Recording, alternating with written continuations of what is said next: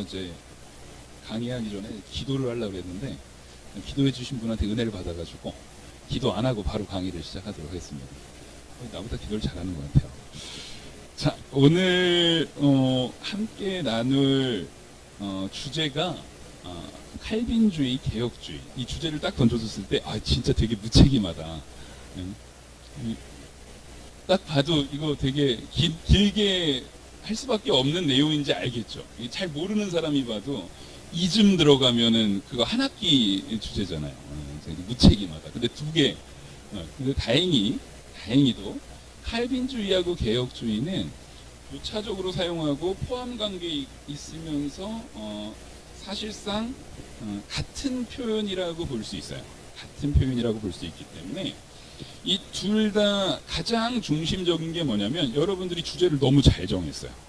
오직 성경이라는 주제 안에 포함되어 있는 내용들이에요. 그래서 오늘 디모데후서 3장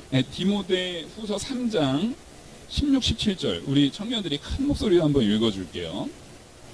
디모데후서 3장 16절 17절 한번 큰 목소리로 읽어주시기 바랍니다. 시작.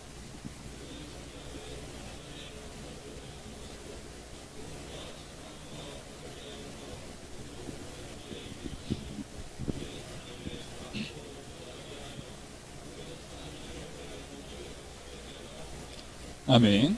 자, 일단 성경에 있는 모든 말씀들이 하나도 빠짐없이 성경에 있는 모든 말씀들이 지금 하나님의 감동으로 된 것이다. 이걸 믿으시기 바랍니다. 이게 믿음의 영역이에요. 이 하나님의 감동으로 됐다라는 것은 어떠한 사람의 불확실성이라든가 불완전성이라든가 변수에 의해서 변화됨이 있지 않다라는 거예요. 하나님의 속성 가운데 우리는 하나님의 신실하심을 믿어요. 하나님은 신실하신 하나님입니다. 변함이 없으세요. 그리고 하나님은 영원하시죠. 그 변함없으심이 영원하신 분이세요. 그 하나님을 우리가 믿는데 그 하나님께서 우리에게 감동으로서 축자적 영감과 유기적 영감으로 이 성경을 주셨단 말이에요. 주신 데에는 목적이 있었어요. 뭐냐면 교훈하고 책망하고 바르게 하고 우리를 의로운 방향으로 점점 자라나게 하기 위해 이 말씀이 유익하기 때문이에요. 왜 그러면 이게 필요했냐면, 자, 우리 성경의 구성을 쫙 보자고요. 태초에 하나님이 천지를 창조하시니라고 해서 1장에서 창조 섭리가 나와요. 2장에서 하나님께서 에덴 동산을 얼마나 아름답게 했고 여러분들이 가장 관심 있어 할 이 남자와 여자를 창조함을 통해서 가족 언약이라는 이 가족이라는 공동체, 이건 하나님께서 인류에게 맺어준 가장 아름답고 가장 중요한 공동체거든요. 그 가정을 꾸리게 해요. 근데 그 안에서 갑자기 이제 사랑과 전쟁이 되는 거예요. 그러면서 갑자기 죄악으로 확 급격하게 치닫죠. 죄악으로 급격하게 치달아요. 그래서 죄악으로 급격하게 치달아서 3장부터 나타나는 나머지 모든 내용, 그러니까 처음에 하나님께서 창조하시고 이 사람들이 하나님의 말씀에서 떠나서 죄 가운데 놓여지고 그 죄에 대한 결과로서 이제는 사망에 처해졌기 때문에 하나님께서 사망에 처해진 인류를 그냥 내비두면 되는데 내비두시지 않고 사랑하셔서 구원하는 역사, 그게 창세기 3장 이후부터 요한계시록 마지막까지의 내용이 구속의 역사예요. 그러니까 성경은 정말 구조가 간단해요. 창조, 타락, 구속이에요. 1, 2장에서 창조, 3장 타락, 그 다음에 나머지 뒤로부터는 다 구속이에요. 근데 이 구속이라는 것이 사람의 죄로 인해서 나타났잖아요. 구속의 필요성이라는 건, 구속이 왜 필요해? 우리가 구원받기 위해서 필요한 이유는 우리가 사실은 구원받지 않으면 뭐한 존재다라는 것을 반증하고 있는 거예요. 죄악된 존재라. 스스로 죄를 지어서 죄에 빠져버려가지고 이제 더 이상 스스로는 소망이 없는 존재가 돼버렸어요. 그래서 구원이 필요한 거예요. 구원이 필요해요. 근데 그 구원하기 위해서 우리 주 예수 그리스도께서 오실 건데, 예수님이 오실 예수 그리스도, 그 메시아에 대한 메시지와 메시아가 우리를 어떻게, 예수님이 우리를 어떻게 구원하실 것과 또 구원받은 성도가 어떻게 살아가야 될 것, 그러니까 구속에 관련된 모든 내용을 이후의 성경에다 다 적어주신 거예요. 이후의 성경에다 다 적어주신 거예요. 그러면 그 성경을 당연히 우리가 어떻게 됩니까? 알아야죠. 당연히 봐야죠. 그 성경대로 우리가 살려고 애를 써야 되는 거예요. 그거를 잘해보자라고 한 게 이 우리가 신약 성경에 이제 바울을 우린 잘 알잖아요. 바울이 그걸 신학적으로 집대성에서 체계화시킨 게 사실상 바울이라고 볼 수 있어요. 그래서 바울 서신이 일종의 신학책이에요. 그 중에서도 로마서는 구원론에 있어서는 이렇게 훌륭한 신학책이 없을 정도로 집대성에서 바울이 썼어요. 근데 그 바울의 신학이 안타깝게도 로만 카톨릭, 우리 석진건 목사님 오셔가지고 종교개혁사 그 관련해서 역사 쫙 해주셨죠. 내가 역사실의 전공인데 내가. 근데 석진건 목사님 저보다 선배로 더 전공을 하셔가지고 사실 저한테 그걸 맡겨줬으면 준비 안 하고 그냥 와도 되는데, 근데 이거 해달라고 해가지고 날로 먹을 수 있는 거 지금 어렵게 먹고 있어요. 어쨌든 석진건 목사님께서 분명히 알려주셨을 거기 때문에 그 말 그대로 성경, 오직 성경이라는 가치를 바로 세우기 위한 과정들이 종교개혁의 역사예요. 그죠? 종교개혁의 역사인데 여기서 우리가 잘 알아야 되는 게 뭐냐면 그 종교개혁은 갑자기 어느 날 루터나 츠빙글리나 칼빈이나 뭐 블링거나 이런 사람들이 시대의 변화에 따라서 그에 합당한 무슨 발명품, 사상적 발명품을 만들어낸 게 아니라는 거예요. 오히려 천주교의 타락, 천주교가 성경에서 떠났기 때문에 다시 성경으로 돌아가자라는 거예요. 그래서 실제로 우리는 하나님께서 이 모든 만물을 주장하시고 섭리하신다라는 걸 믿으시기 바랍니다. 하나님께서는 모든 걸 다 주장하시고 섭리하세요. 그래서 놀랍게도 종교개혁이 일어나기 바로 직전에 무슨 일이 있어요? 르네상스가 있어요. 르네상스. 별로 관심이 없죠. 이 르네상스는 사실은 굉장히 중요한 사건이에요. 르네상스에서 말하고 있는 캐치프레이즈가 이거예요. 아드 푸테스. 왜냐면 원전으로 돌아가자라는 거예요. 야, 우리가 로만 카톨릭이 주장하는 그 중세 사회를 이렇게 살아보니까 너무 괴로운 거예요. 그래서 이 세상 역사, 세상 철학사라든가 세상 사관에서는 그 중세 시대를 암흑 시대 뭐 이렇게 표현한단 말이에요. 근데 사실은 암흑 시대가 아니에요. 그때 발전되었던 부분들이 굉장히 많아요. 과학적으로나 문명적으로나 문화적으로나 굉장히 발전된 게 많아요. 근데 왜 그랬냐면 사람이 이렇게 세상을 통치하고자 했던 거예요. 뭐냐면 아이디어는 좋았어. 하나님께서 교회에다가 권위를 주시고 교회가 권력을 가져서 세상을 통치하면 그게 좋은 통치다. 성경을 지들 마음대로 해석한 거예요. 교회가 통치를 해버려요. 근데 교회의 머리가 누구예요? 거기는 교황이라는 거야. 교황이 통치를 해버리는 거예요. 그래서 교황과 그리스도가 사실상 동급이에요. 근데 사실은 어떻게 보면은요, 예수 그리스도는 우리가 막 이렇게 신앙하기만 하는 건데 교황은 눈에 보이잖아요. 그리고 교황은 막 면죄부를 줄 수도 있어. 사인 딱 하면 돼. 지금도 면죄부 팔아요. 인터넷에서. 한 7년 전에 26불이었는데 지금 요즘 물가 많이 올랐으니까 좀 올랐을 것 같은데 면죄부 팔아요. 지금도. 인터넷에 여러분 클릭하면은 죄를 사함받을 수 있어요. 인터넷으로 팝니다. 실물로는 안 팔어. 인터넷으로만 팔아 요즘에는. 요즘엔 그래요. 요즘에 여러분 부적도 인터넷으로 팔아요. 근데 얘네들이 이게 왜 가능한 줄 알아요? 이상하잖아요. 그게 인터넷에서 하는 게 무슨 소용이 있어? 라고 하는데 얘네들은 공로 사상이 있어서 이게 가능해요. 공력이 중요한 거야. 예를 들어서 부적 사잖아요. 부적을 사는데 애정운이 적혀있는 부적. 이거 가지고 있으면 저 남자 거기 몰래 뒷주머니에 딱 넣어놓으면 쟤 내 거 되는 거야. 막 이런 거야. 그러면 이거를 내가 애정운 부적 생겼으니까 여러분들한테 카톡으로 쏴줄게요 하면서 30개 딱 쏘면은 나머지는 소용이 없다는 거야. 얘네들. 왜? 자기가 사는 공력이 들어가야 돼. 자기의 열심이 들어가야 돼. 자기의 공력이 들어가야 걔가 효력을 발휘해. 자, 그러니까 이 로만 카톨릭이 말하는 것은 개인의 공력이 다 들어가요, 안 들어가요? 걔네들은 들어가야 돼. 그러니까 로만 카톨릭하고 저기 뭐랄까 이 이게 빨간색, 파란색, 노란색 이렇게 적혀 있는 사주팔자 보는 데하고 비슷해 사실은. 크게 차이가 없어요. 사람의 공력에 의해서 이루어지는 것들이에요. 근데 그런 게 아니라는 거를 어떻게 우리가 표현할 것인가에 대한 부분을 우리 기독교인만 생각한 게 아니라 기독교인 이전에 분명히 교회가 통치한다라고 하는데, 교회가 통치하는 그 약 1000년의 시간이 안 믿는 사람들도 괴로웠어, 안 괴로웠어? 괴로웠어요. 그럼 왜 괴로울까? 분명히 가장 선하고 가장 훌륭한 교황, 정말 이 교회, 신의 능력을 부여받아가지고 통치하는 그 사람들이 통치한다는데 왜 이렇게 어려워? 왜 이렇게 괴로워? 왜 이렇게 삶이 괴로운 거야? 하면서 이 사람들이 우리 그러면 진짜 한번 원전으로 돌아가 보자. 과거에 정말 말했던 가장 좋았던 시대를 한번 우리가 탐구해보자라고 해서 안 믿는 사람들은 그 원전으로 돌아가자. 아드폰테스를 어디로 돌아갔냐면 그리스 시대로 돌아간 거예요. 그리스 시대에는 이렇게 금요일날 이렇게 되잖아요. 여러분들이 금요일날 저녁이 딱 됐어. 그러면 거기도 노예도 있고 막 그러잖아요. 노예들이 있는데 그 사람들이 일 마치고 딱 나와. 일 마치고 딱 퇴근을 하는 거예요. 요즘이랑 비슷해. 퇴근을 해요. 노예인데 퇴근을 해요.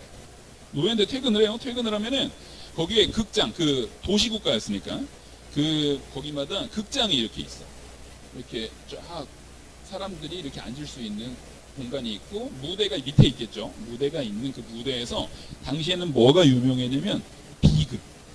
비극의 연기를 밑에 사람들이 막 하면은 노예나 뭐 귀족이나 다 같이, 상인이나 다 같이 거기에 앉아서 그걸 같이 관람할 수 있는 거예요.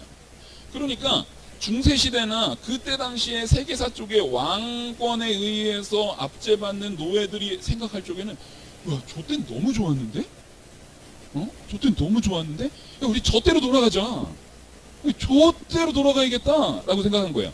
그러니까 그들은 자꾸만 뭘로 돌아가려고 하면은 세속적으로 사람에게 좀 더 나은 자유가 부여됐던 그때로 돌아가기를 소망했던 거예요. 근데 그래봤자 사람에게 속해져 있는 것은 주어지는 이 자유라는 것이 참된 자유가 아니에요.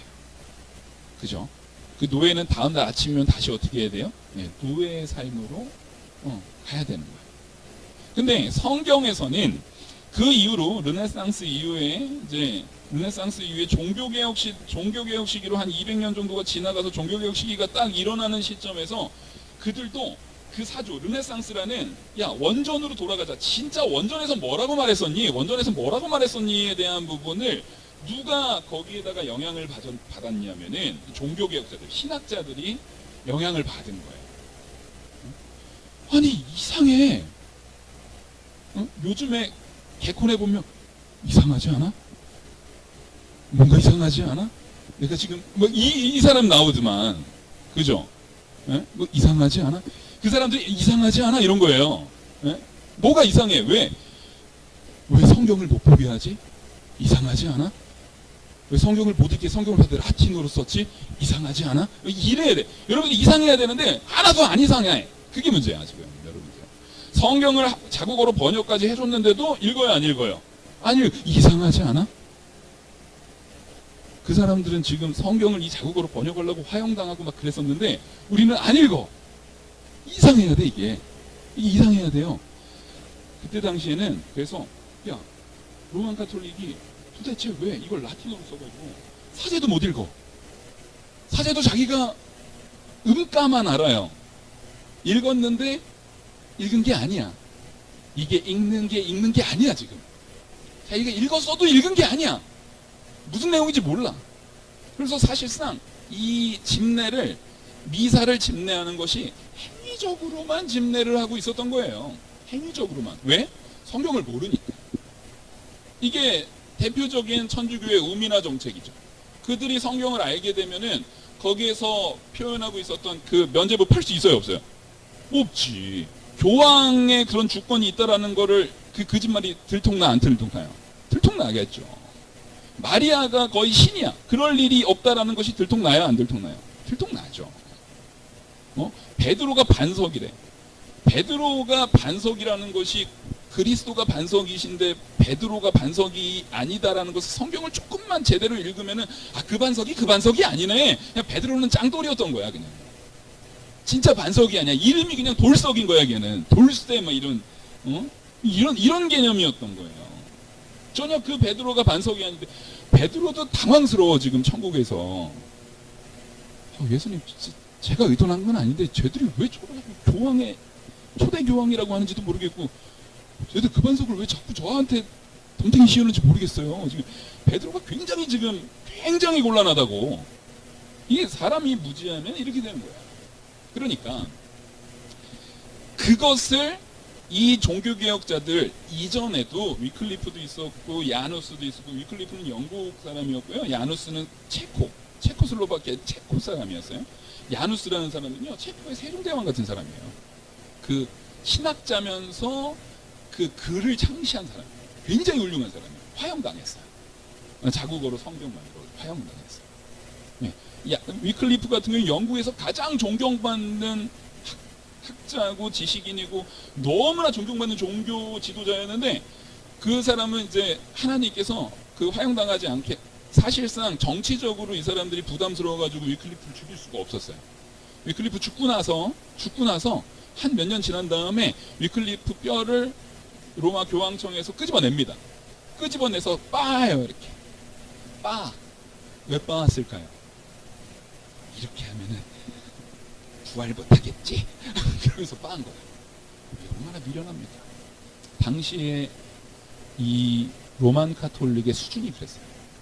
그걸 빻으면 부활 못하겠지? 화형은 왜 시켰을까? 마찬가지 개념이에요. 태워 죽이면 부활 못하겠지? 이렇게 한심했어요. 이렇게 한심한 상황이었어요. 그런 상황에서 이 사람들은 그럼에도 불구하고 성경을 번역하고 성경을 자국민들이 읽게 만들기 위해서 애를 썼고, 그렇게 해서 성경이 사람들한테 읽혀지기 시작하면서, 특히 이제 지식인층에게 먼저 읽혀졌겠죠. 당연히 지식인층에게 읽혀졌어요. 지식인층 가운데 양심, 하나님께서 선한 양심으로 분명히 역사하는 사람이 있습니까 없습니까? 있죠. 여러분들 이 금요일날 이 프라이데이 나잇에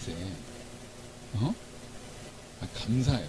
얼마나 이 새벽 이슬 같은 이 청년들이 지금 이 프라이데이 나잇에 지금 여기 앉아 있는 거예요.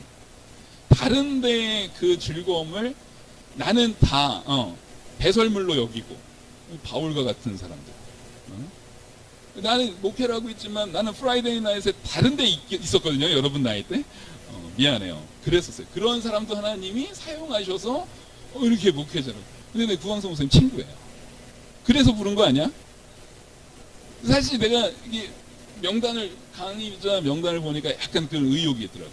다 훌륭해. 다 보니까. 내 뒤에 이제 김은택 목사님, 우리 같이 농구로 맺어진 동생인데,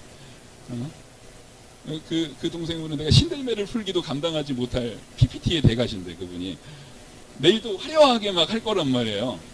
키도 한 요만해가지고 막 화려하게 할 건데, 나는 보니까 이 친구라서 이제 구광성 목사님이 너 줘. 한번 한 것 같아. 자, 어쨌든 이 내용이 그 사람들이 그렇게 이 사람을 살리기 위한, 영을 살리기 위한 내용이 오직 어디에 있다라는 거에 지금 목숨을 걸고 만들어내는 거예요. 성경에 있다라고 목숨을 걸고 만들어냈어요. 그래서 그 식자층, 이 지식인층이 우리도 르네상스의 그 사족 가운데 원전으로 돌아가자. 우리 원전으로 돌아가자. 그 원전이 어딘데? 이 르네상스에서는 그리스 시대로 갔지만 이 종교개혁 시대에서는 성경으로 돌아간 거예요. 성경의 원문을 보자. 그래서 히브리어 헬라어를 그때부터 파기 시작합니다. 원전으로 돌아가는 거예요. 근데 성경을 보니까 라틴어에서 말했던 내용과 같아요, 달라요? 다른 게 너무 많은 거야. 특히 구원론이라든가 교회론이라든가 특정 부분에서는 이상하지 않아? 이게 나오는 거야. 이게 너무 이상한 거야. 지금 너무 이상한 거야. 그래서 사실상 칼빈의 어떠한 우리 이제 시작하는 거예요. 이제부터 시작하는 거야, 여러분. 괜찮아요. 이제 시작하는 거야. 칼빈은 사실상 무언가를 발견해낸, 무언가를 새로 개발해낸, 무언가를 새로 창시해낸 사람이 아니라니까. 그냥 바울이 로마서에서 그리고 서신서에서 성경에서 해석해 놓은 것을 어거스틴이 큼지막한 인물만 뚝뚝 떨어져서 역사적으로 뚝뚝 떨어져서 얘기를 하는 거예요. 바울의 신학을 어거스틴이 잘 계승했어요.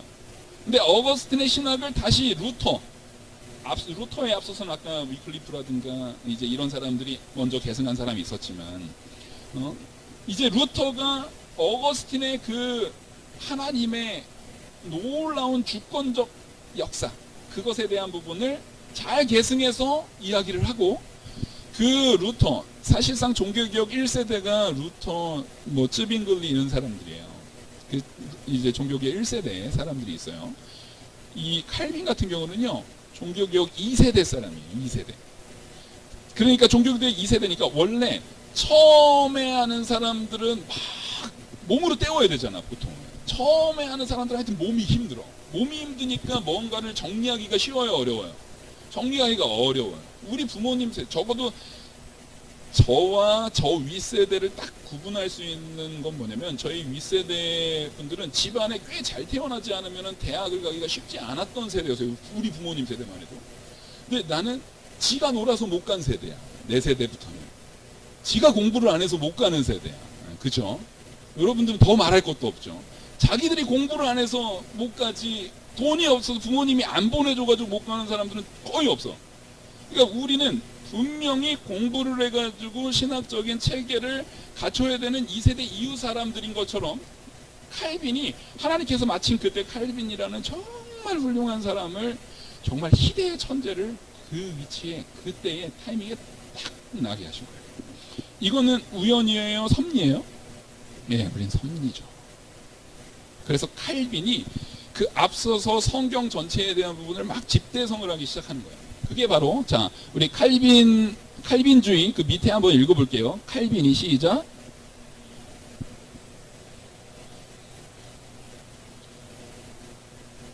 예, 그걸 칼빈주의라고도 하고 개혁주의라고도 하는 거예요. 그 밑에도 한번 읽어볼게요. 시작.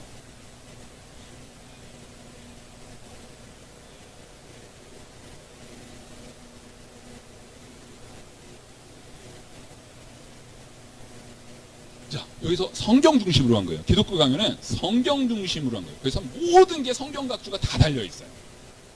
그래서 이 칼빈이 얼마나 성경에 해박했고 이 학문에 해박했냐면은, 아주 재밌는 설례가 있어요. 로만 카톨릭하고 이제 논쟁을 하는데 이 사람이 막 자기 설파, 이제 로만 카톨릭에서 이제 나온 사람이니까 그 사람도 박사야. 그 사람도 박사고 똑똑한 사람이라고. 그러니까, 야, 니네 그거 얘기하는데 말이야, 막 얘기를 했어. 그랬더니 칼빈이 가만히 며칠 동안 듣고 있어요. 했다가 칼빈이 그때 어렸거든요. 손을 딱 들고 나중에 한마디 하는 거예요.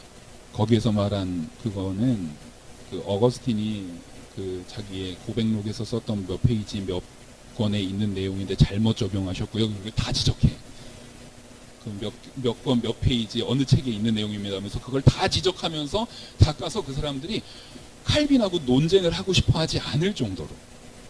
그래서 그때 칼빈이 논쟁만 했다면은 로만 카톨릭의 사제가 대거 전도가 돼. 뭐야? 저게 맞는 건데? 하면서 칼빈이 떴다 하면은, 그러니까 칼빈하고 논쟁을 잘 안 하려고 그래. 칼빈이 떴다 하면 사제들이 갑자기 다 개신교로 개종을 해버리는 거야. 그러니까 여러분, 우리가 무식하게 덮어놓고 신앙생활하면 돼요? 여러분, 신앙생활은 맞아요. 우리 할머니가 신앙생활할 때는 한국적 사회의 그 배경이 있었어요. 그때는 덮어놓고 예수님을 믿음으로 구원받는 것이 그것도 쉽지 않았던 시대에서에는 그게 중요해요.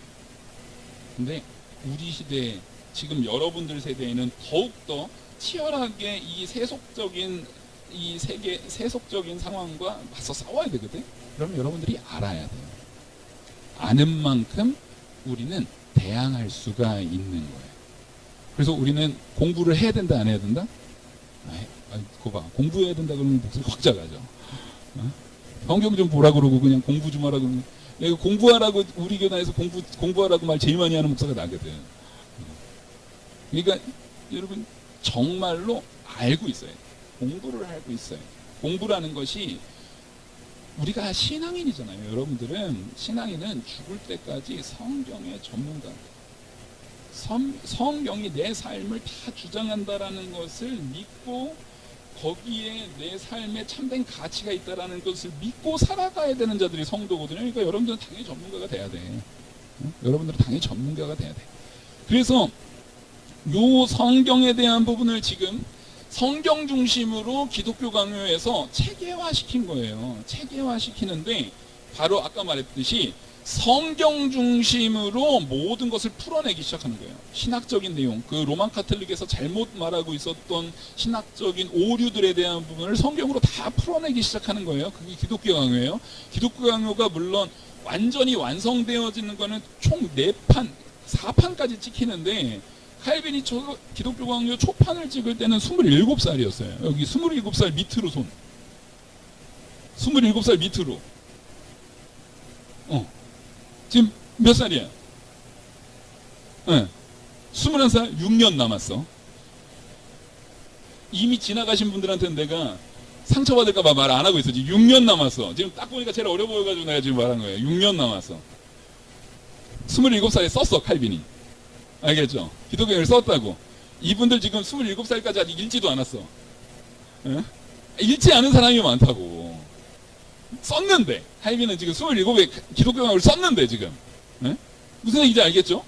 그러니까 우리는 어떤 마음을 가져야 되냐면, 하나님께서 정말 귀한 존재들을 통해서 우리에게 먼저 이거를 써서 남겨주셨구나에 대해서 감사하고, 적어도 우리는 그러면 27 전에 읽기는 하자는 해야지. 읽기는 하자. 내가 보기는 하자. 읽고 이해는 하자. 이해하는 거 어렵지 않아요. 한 번 봐서 이해 안 돼요. 2번 보면 돼. 그죠? 2번에서도 안 될 수 있어. 3번 보면 돼. 기독교 강의를 내가 몇 번 봤을 것 같아. 물론 이해 안 돼서 이렇게 본 건 내가 그렇게 바보는 아니야. 기독교 강의를 내가 지금까지 본 게 36번까지 세고 안 셌어. 그게 한 7년 전이야. 그 다음부터는 이제 수시로 이렇게 보니까, 수시로 찾아서 보고 하니까 이제 안 하는데, 이게 여러분 이러면 그렇게 많이 봐요? 한 11번 정도 넘어가잖아요. 똑똑한 사람들은 더 그럴 거야. 11번 정도 넘어가면은 초능력이 생기는 것 같아. 근데 분명히 이렇게 했는데 내용이 다 알아. 내용이 막 다 알아. 야, 그때부터는 갑자기 한 11번째부터 15번째까지는 그냥 간다? 되게 즐거워. 막. 책을 이렇게 빨리 넘긴다고? 이렇게, 이게 된다고? 이게? 막 그러면서 막 넘어가. 무슨 얘기냐면, 우리는요, 보고 또 볼 수 있는 의지라도 있어야 돼요. 그걸 순종이라고 해요. 하나님께서는 우리한테 적어도 모든 사람에게 다 천재적인 능력을 주지는 않았어요. 근데 우리에게는 엉덩이는 다 주셨어. 할 수 있어. 엉덩이는 주셨어요. 보고 또 보면 돼요. 칼빈은 그걸 위해서 적었어. 근데 이 칼빈의 제자들이 엄청 많았어요. 왜? 칼빈이 너무 뛰어나니까 칼빈을 위해서 배운 사람들이 되게 많았어. 그 중에 제일 유명한 게 이제 존 낙스 정도는 다 알죠. 옛날에 그 세계사 책에도 나오지 않나? 존 녹스라고 나오는? 유록스 말고 존 녹스. 존 녹스라고 스코틀랜드의 유명한 종교개혁자예요. 스코틀랜드의 유명한 종교개혁자인데, 그 존 녹스 같은 제자들이 칼빈한테서 제네바로 와서 배웠다가 각 나라로 돌아가가지고 교회를 세우는 게 개혁교회들이에요. 그게. 그래서 밑에 3번째 거 한번 읽어볼게요. 시작.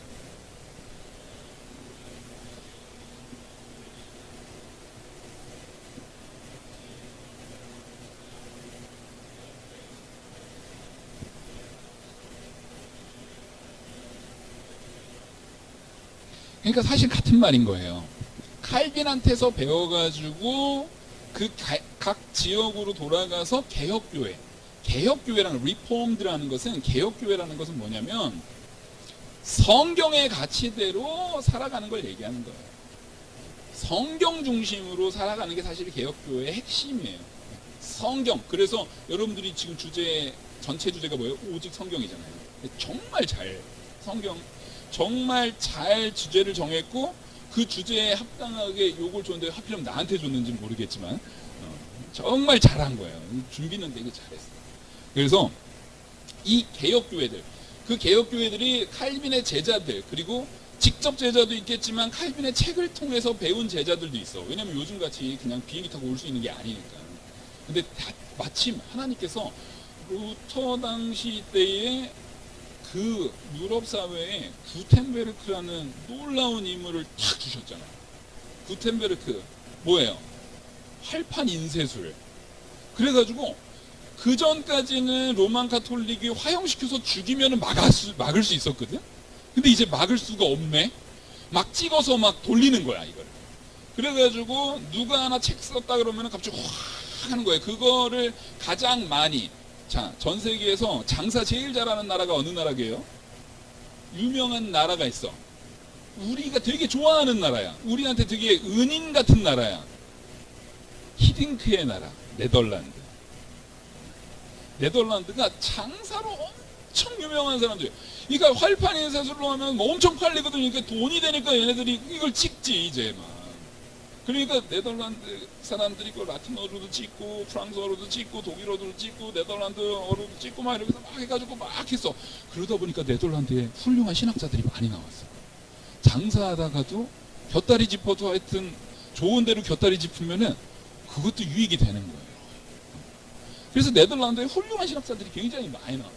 그리고 그게 막 퍼져나가면서 곳곳에, 유럽 곳곳에 칼빈의 제자들이 생겨서 생겨진 교회가 개혁교회고, 그것을 통해서 우리는 개혁주의다라는 표현을 같이 쓰는 거예요. 알겠죠? 어렵지 않죠? 이거보다는 쉽게 못해 내가. 딴 사람 불렀어야 돼. 나 말고 딴 사람 불렀어야 돼. 그건 내가 어떻게 할 수가 없어요. 자, 그래서 근데 정작 칼빈은 칼빈주의라는 말을 싫어했어. 자, 칼빈은 싫어했던 칼빈주의 한번 읽어볼까요? 예, 시작.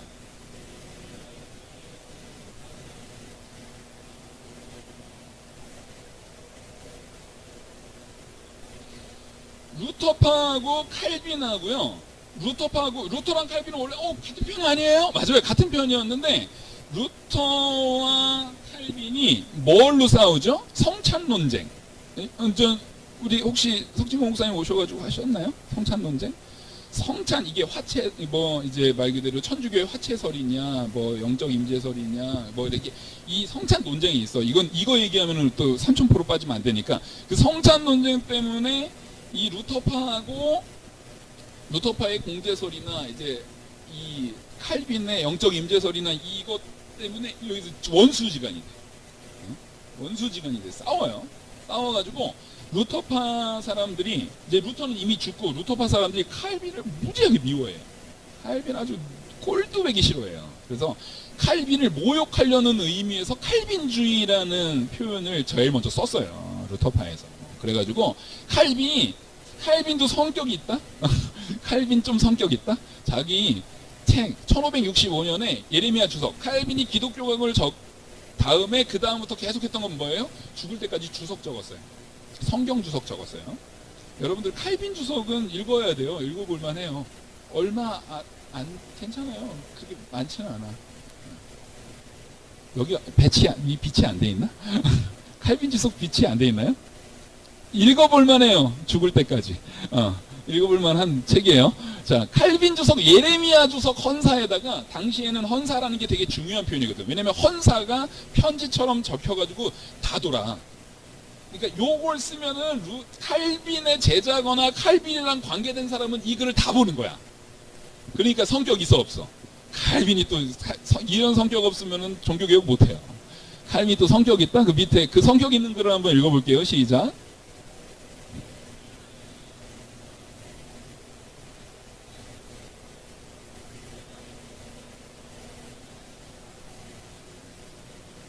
칼빈이 한 말이에요. 칼빈주의라는 말을 나한테 붙여? 이야, 이런 모욕을 나한테 준다고? 왜냐면 칼빈은요, 자기 죽고도 무덤도 만들지 말라고 한 사람이에요. 칼빈은 자기가 무언가를 발견했다라는 것은 칼빈을 정말 모독하는 짓이었던 거예요. 왜냐면 칼빈의 입장에서는 자기는 아무것도 안 했어. 그냥 하나님께서 하신 말씀에 대한 부분을 제대로 표현한 것뿐이야. 그러니까 하나님에게 그것을 이렇게 드린 것뿐이에요. 근데 그거를, 이거는 칼빈이 발견한 거야. 칼비니즘이야. 이거는 칼빈이 만들어낸 거야. 칼빈의 발명품이야라고 하는 것은 사실상 자기를 모독하는 게 아니라 누구를 모독하는 거예요? 하나님을 모독하는 거기 때문에 칼빈이 이렇게 분노한 거예요. 칼빈의 성격은 언제나 하나님께 영광 돌리는 면에서 부렸다라는 거는 참 훌륭한 거예요. 그래서 칼빈은 오히려 칼빈주의를 싫어했어요. 싫어했는데 이 칼빈주의라는 말, 그리고 같은 의미로 개혁주의자들은 이제 칼빈의 후대들, 칼빈의 제자들이라고도 말하고 칼빈의 후대들이라고 말하는 사람들은 오히려 그 칼빈주의라는 말을 가져와서 선하게 쓴 거죠. 악한 의도로 생겼던 말, 우리 그런 말 있죠. 네, 크리스천. 크리스천은 원래 로마 시대에 기독교인들을 아주 비아냥거리는 그런 말, 한국말로 하면 예수쟁이들. 근데 우리는 그거를 어떻게 써요? 그 이름에, 그 표현에, 박윤선 박사님의 표현을 빌리자면은 그 용어에다가 하나님께서 안수를 하시는 거예요. 그래서 그 용어를 귀하게 쓴다는 거예요. 그래서 칼빈주의라는 말이 이제는 더 이상은 비아냥거림이 아닌 더 좋은 표현으로 쓰이고, 그것이 개혁주의로도 쓰여요. 근데 칼빈주의는 위에 우리 제목 같이 한번 읽어보겠습니다. 시작. 성경을 시작.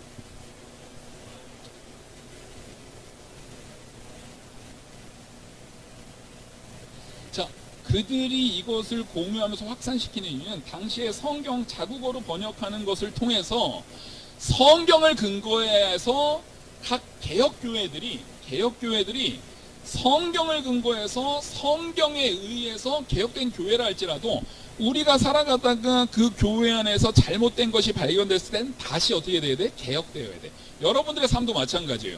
우리의 삶이 내가 신앙의 기준을 가지고 내가 어렸을 땐 몰랐던 것이 지금은 이거 영적으로 이게 신앙적으로 옳지 않은 부분인데 하면은 끊임없이 개혁되어야 되는 게 개혁주의자들인 우리의 모습이어야 됩니다. 그렇게 해요? 아니지. 왜? 봐봐요. 우리가 짓는 죄를 생각해봐. 여러분들이 짓는 죄를 생각해봐. 맨날 매일 새롭게 언제나 창의적으로 새로운 죄를 지어요? 네? 그거 쉽지 않아. 그거 쉽지 않아. 우리가 짓는 죄를 떠올려 보라고. 내가 짓는 데는 언제나 넘어졌던 그 자리에서 또 넘어져 내가. 그죠? 언제나 지었던 그 자리에서 또 넘어지고 또 짓고 또 그런다고. 그러면 내가 지금 개혁주의적으로 살고 있는 거예요? 그냥 개처럼 살고 있는 거예요? 왜 지금 내 개라는 건 성경적 의미에서 개를 얘기하는 거예요. 욕한 거 아니에요. 개가 토한 걸 다시 돌아가서 또 먹고 있잖아요. 성경이 말하잖아요. 성경에서 말하고 있는 그 개처럼 살면 안 돼요. 우리는 개혁된 교회가, 개혁된 성도인 내가 성경을 통해서 또 끊임없이 개혁되어야 된다라는 마음가짐으로 살아가야 되는 거예요. 그래서 이 정신을 가지고 아까 말했던 그 제자들, 존 녹스가 스코틀랜드 장로교회에서 스코틀랜드 신앙고백서를 1560년도에 써가지고 그 스코틀랜드 장로교회를 이제 만들었어요. 그리고 그 칼빈주의, 개혁주의 사상을 가지고 잉글랜드 청교도, 우리 청교도 다 알죠? 잉글랜드 청교도들을 통해서 우리 신앙고백입니다. 우리 교단은 웨스트민스터 신앙고백서를 고백합니다. 그죠? 우리는 웨스트민스터 신앙고백서에 근거해서 저도 목사 안수를 받고, 그 웨스트민스터 신앙고백서에 근거해서 여러분들이 세례도 받고 성례도 집례하고 다 그러는 거예요. 그래서 우리는 웨스트민스터 신앙고백서를 우리는 고백하는데, 그게 이제 잉글랜드 청교도의 장로교회. 그래서 우리는 장로교단인 거예요. 그 장로교회에서 생겼고, 그 1647년이에요. 그 다음에 회중교회가 있어요. 사보이 신앙고백도 회중교회는 칼빈주의 아니지 않나요? 아니에요. 이게 우리가 뭐 장로교냐, 감리교냐, 회중교회냐, 침례교냐 이런 거랑 상관없이 칼빈주의, 성경 중심으로 개혁되는 교회는 항상 개혁돼야 한다라는 것을 추구하는 모든 사람들을 다 우리는 개혁교회라고 해요. 그 중에는 회중교회도 있는 거고 개혁 침례교회도 있어요. 그래서 침례고 신앙고백서는 89년도에 또 미국에도 회중교회, 미국 장로교회 영미에 이렇게 전파되기도 했고, 뿐만 아니라 독일의 하이델베르크 요리문답, 여기서 배웠을 것 같은데 우리 청년들도 요즘에 많이 배우잖아요. 하이델베르크 요리문답, 우르시누스 목사님이 쓴, 내가 제일 좋아하는 문답서이기도 한데, 그것도 이제 1563년에 칼빈주의에 입각해서 기록된 거예요. 네덜란드의 벨직 신앙 고백, 도르트 신조, 이런 것들도 다 칼빈주의에 입각해서 기록이 된 거예요. 특히 도르트 신조는 이제 튤립, 여러분들이 말하는 그 튤립이라고 말하는 5대 강령, 칼빈 5대 강령이 여기에서 나와요. 이따가 뒤에서 잠깐 얘기할 건데, 또 근대에 들어와서는 아까 네덜란드가 막 이거 활판이 있었을 때부터 신학적 자료가요, 전 세계에서 네덜란드에 제일 많았어요. 그랬더니 거기에서 훌륭한 신학자들이 많이 나왔어요. 그 중에 하나가 카이퍼, 바빙크, 벌카워라고 하는데 베르카워라고도 하고, 이 사람이 있는데 위례강명교회 신명성 목사님이 전공하신 분이에요. 근데 잘 몰라. 근데 역사신학 전공했는데 신명성 목사님한테 처음 들었어. 이거 좀 부끄러운 얘기지만 다 모르잖아요, 잘. 근데 이 베르카워라는 사람이 사실은 박형용 박사님이 조직신학 책 쓸 때 베르카워 거를 거의 다 차용해서 썼어. 근데 우리가 잘 몰라. 그만큼 우리가 생각보다 한국의 신학적 저변이 넓지 않아요. 우리가 생각보다 신학적 저변이 넓지가 않아요. 그러니까 겸손할 줄 알고 공부해야 돼요. 겸손할 줄 알고 공부해야 돼요. 그래서 적어도 여러분 세대의 목회자가 나오면은 나보단 똑똑해요. 구황성 목사님보다 똑똑해요. 나 때는 약간 우습게 보다가 구황성 목사님보다 똑똑해야 된다니까 갑자기 사리 얼굴이 좀 쉽지 않겠는데? 막 갑자기 확 바뀌는데. 맞아요. 그럴 거예요. 자, 그래서 그게 한국까지 온 거예요. 그래도 우리도 그래서 칼빈주의고 개혁주의라고 말을 하는 겁니다. 우리는 칼빈주의고 개혁주의인 거예요. 왜? 우리는 뭐 중심으로 가요? 성경 중심으로 가요. 성경 유기를 주장하는 자리로 가는 거예요. 그래서 개혁주의 신학의 특성이 뭐냐면 1번 한번 읽어보겠습니다. 시작.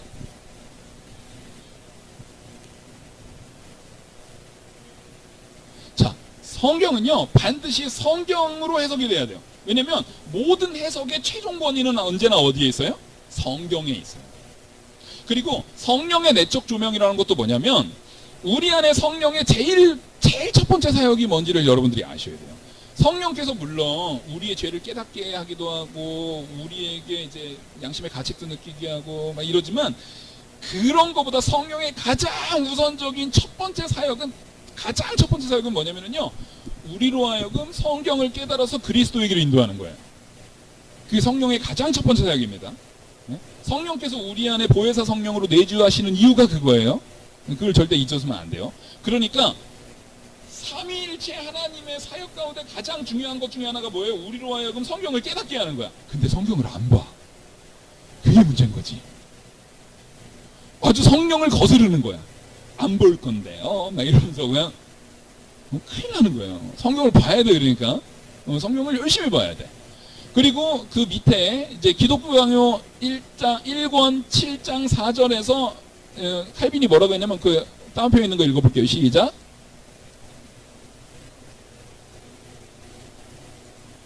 자, 그러니까 성경의 권위에 대한 부분을 사람이 건드릴 수가 있어요, 없어요? 없죠. 철저하게 하나님의 권위예요. 그리고 우리 웨스트민터 신앙고백서 1장 10절에서 뭐라고 했는지 읽어볼게요. 시작.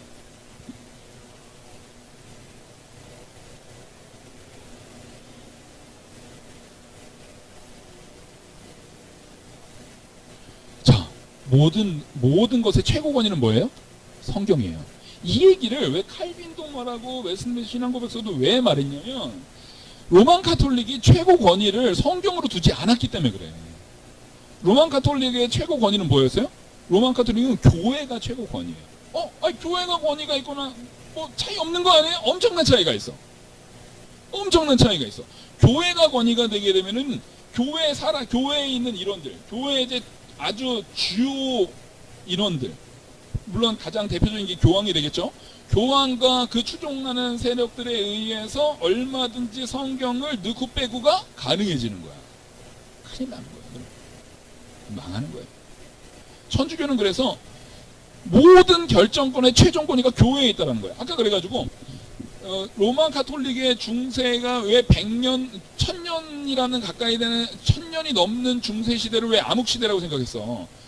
그 중세 시대에 하나님의 권위를 교회가 받아서 교회가 세상을 통치한다라는 개념으로 갔기 때문에 암흑 시대가 된 거야. 여러분, 우리가 그러니까 요즘 이 시대도 난 되게 무서운 게 기독당 막 이런 데 나오면은 저 사람들 왜 저러지? 다시 로만 카톨릭으로 돌아가려고 그러나? 그거 큰일 나는 거예요, 여러분. 큰일 나는 거예요. 우리가 기독교인들이 권력을 가지면은 선해져요? 무슨 소리야? 우리가 죄인인데. 우리가 죄인인데 무슨 선해져? 큰일 나는 거야, 그냥. 다시 돌아가는 거야. 종교개혁 괜히 한 거야, 그러면. 네? 괜히 한 거야. 위클리프 괜히 죽으신 거야. 존 녹스 괜히 죽은 거야, 그냥. 그럼 큰일 나요. 우리는 분명한 기준을 가져야 돼요. 교회가 권위를 가지고 교회의 마음대로 세상을 하는 게 아니야.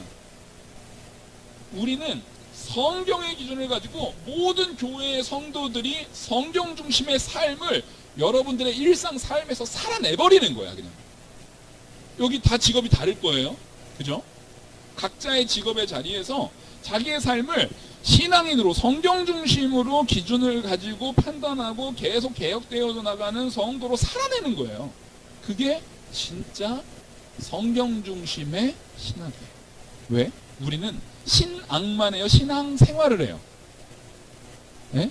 우리는 신앙 생활을 하는 자예요. 하나님이 교회를 저기 절처럼 어디 백운산 어디에다가 지으라고 안 해요. 왜? 우리는 삶 속에 들어가는 거예요. 생활을 해야 되는 거예요. 그래서 성경 중심의 신학이라는 것은 반드시 모든 삶의 기준이 성경이어야 된다는 겁니다. 그리고 두 번째 신학적 특징이 뭐냐면은 2번 한번 읽겠습니다. 시작. 네. 이게 성경적이기 때문에 그래요.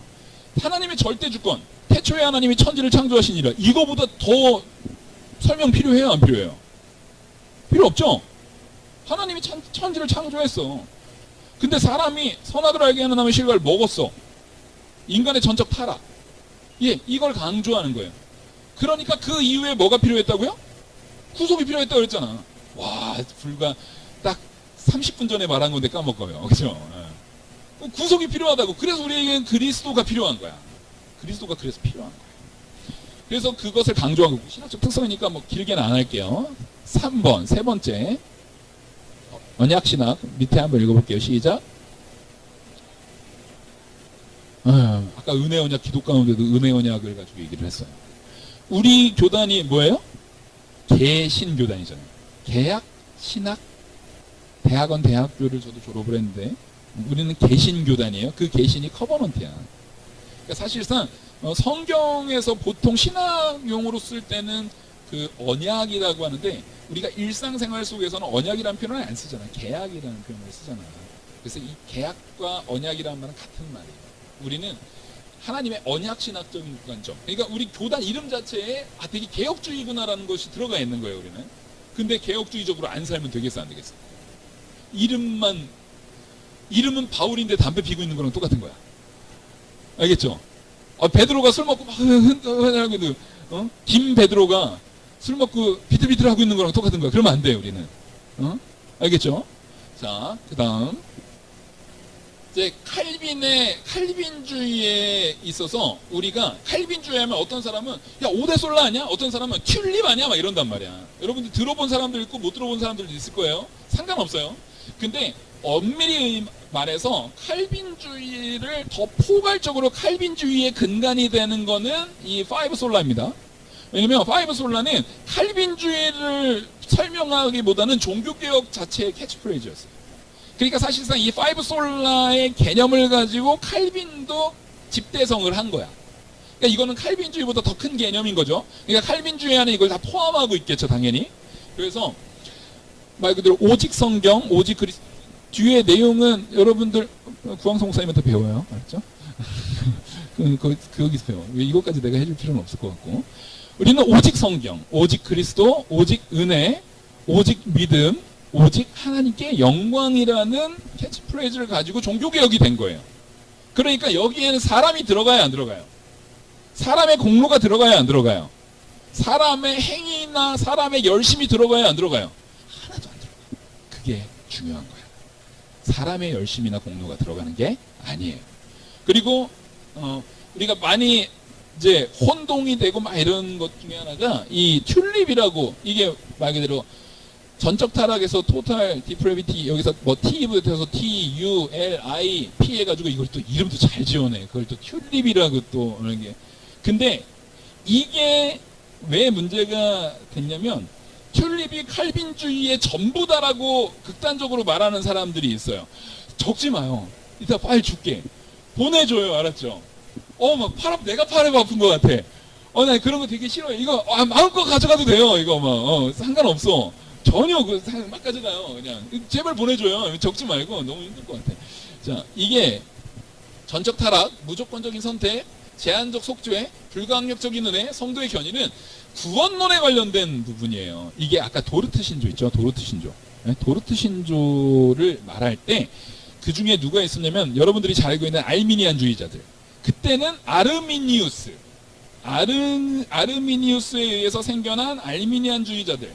아르미니우스는 도르트 회의를 하기 전에 죽었어요.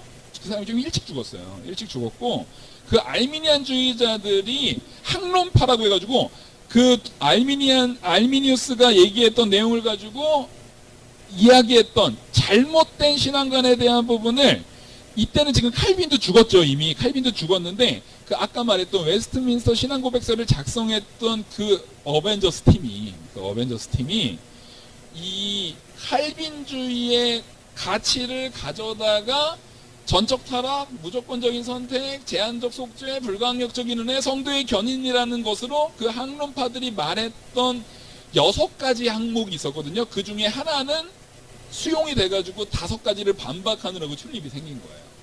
그러니까 사실은 이거는 알미니우스를 배격하기 위한 개념에서 칼빈의 신학적 관중의, 구원론적인 신학관 중의 일부를 가져다가 쓴 거지, 이게 칼빈 전체를 설명하지 않아요. 근데 자꾸만 칼빈 전체를 설명하는 것처럼 그러니까 세상에 제일 무서운 사람이 뭐냐면은 책 한 권 읽은 사람이야. 그냥 그걸로 그냥 다 갖다 붙이려고 그래, 그냥. 그래서 무서운 거야. 안 돼. 좀 다양하게 봐야 되는데, 책 한 권 읽은 사람은 그걸로 그냥 다 설명을 해버리려고 그래. 그러면 안 되는 거예요.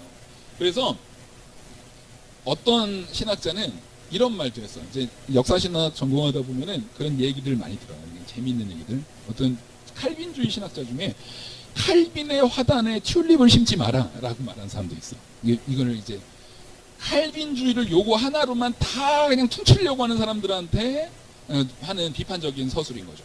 그러니까 이거는 아르미니우스주의를, 그 학론파라고 말하는 아르미니우스주의를 도르트 회의 때 배격하기 위한 표현이었던 거를 적어도 우리 개신교단의 새벽 이슬 같은 청년들은 알고는 있어야 됩니다. 이 정도는 알아주는 거.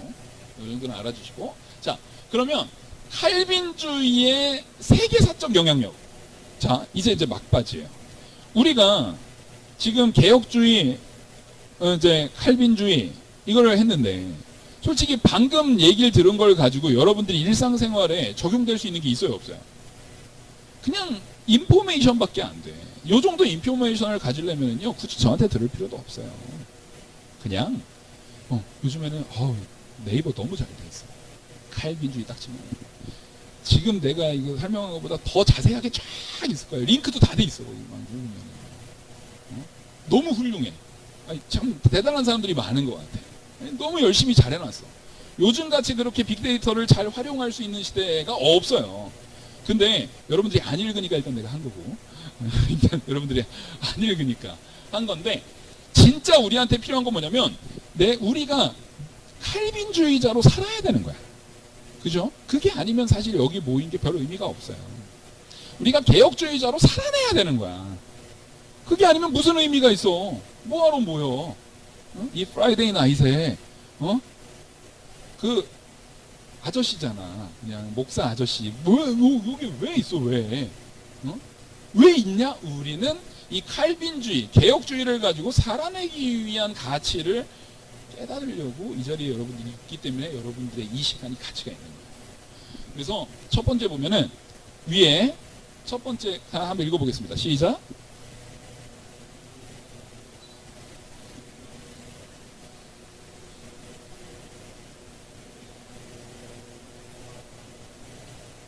뭔 소리인지 알겠어요?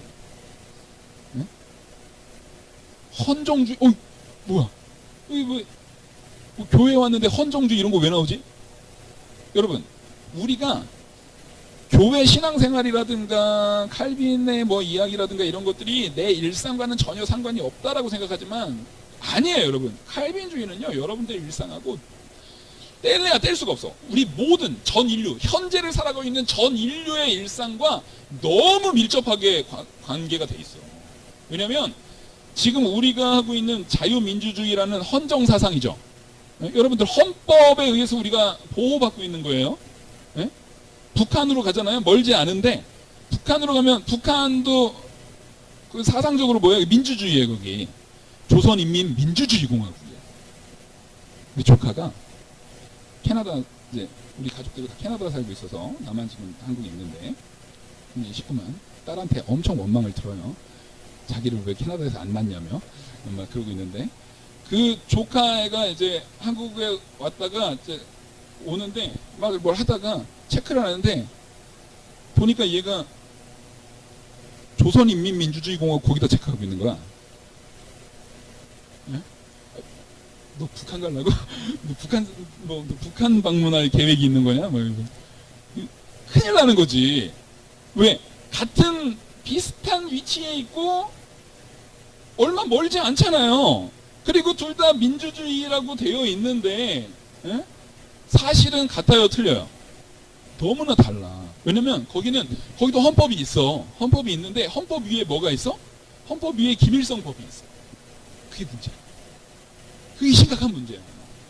근데 지금 이 칼빈주의가 왜 헌정주의, 지금 우리가 말하고 있는 자유민주주의가 작동을 하기 위해서는 필요한 게 뭐냐면 이 헌정사상이 필요해요. 법치에 의해서 다스려지는 가치가 있어야 돼. 그래서 우리가 상권 분립이라고 하는 것도 갑자기 이제 법 강의는 구황성 목사님한테 들어야 되는데, 법 강의는 구황성 목사님한테 들어야 되는데, 우리가 이 말 그대로 국회의원이 왜 중요해? 입법기관이기 때문에 그래. 대법원, 이 말 그대로 법원이, 법 쪽이 왜 중요해? 이 사람들은 이 법을 가지고 판결을 내리는 사법기관이기 때문에 그런 거야. 그죠? 그러니까 이게 굉장히 요 사람들이 서로 유착해가지고 자기네들한테 좋은 법을 만들면 돼요, 안 돼? 안 되는 거야. 그래서 견제 작동을 해야 되는 거야. 그 견제 작동하는데 이 둘이 견제하기 위한 또 권한이 대통령의 권한이 있는 거야.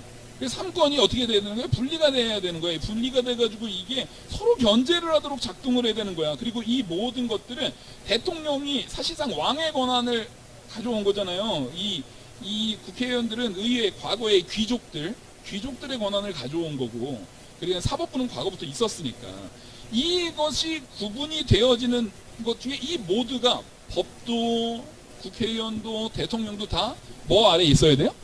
법 아래에 있어야 되는 거야. 예, 법 아래에 있어야 되는 거야. 그게 없으면 우리의 삶에 영향이 많이 지대하게 가겠어, 안 가겠어? 예? 대통령이 아주 독재를 해. 막. 예? 압제를 가해.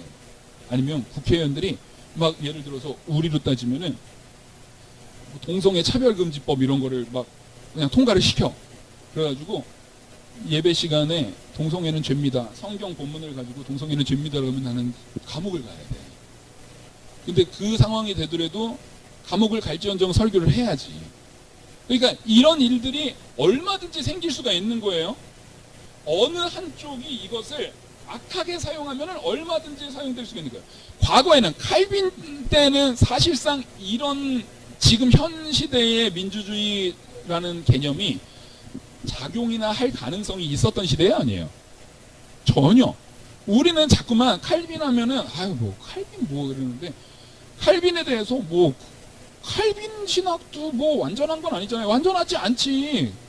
칼빈이 1519년도에 종교개혁이라고, 칼빈이 아까 우리 칼빈 몇 살? 칼빈이 몇 년도 사람? 지금 봐요. 1509년 사람이야. 칼빈이 10살 때 종교개혁이 일어났어. 그러니까 되게 옛날 사람이에요, 칼빈이. 그죠? 되게 옛날 사람이야. 칼빈이 10살, 종교개혁이 한참 일어났을 때, 우리나라는 언제냐? 중종 때야, 중종 때. 에? 중종이 연산군의 그 중종 반정을 일으켜가지고 정권을 한 게 한 1519년 정도 될 거야. 지금 갑자기 말하느라고 한 그 정도 될 거야.